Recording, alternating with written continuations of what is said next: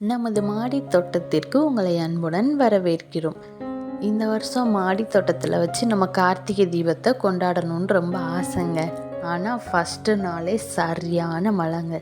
சரி, ஃபஸ்ட்டு நாள் தான் மழையிலே முடிஞ்சுன்னு நாங்கள் 2வது நாள் நம்ம மாடி தோட்டத்துக்கு இந்த கார்த்திகை தீபத்தை எல்லாம் நம்ம ஏற்றி சாமி கும்பிட போகிறோங்க.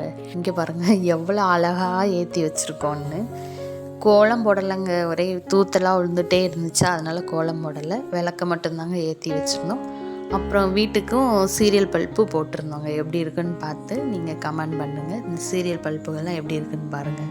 நீங்களும் உங்கள் வீட்டில் இந்த கார்த்திகை தீப திருநாளை எப்படி கொண்டாடினீங்கன்னு கமெண்ட் பண்ணுங்கள்.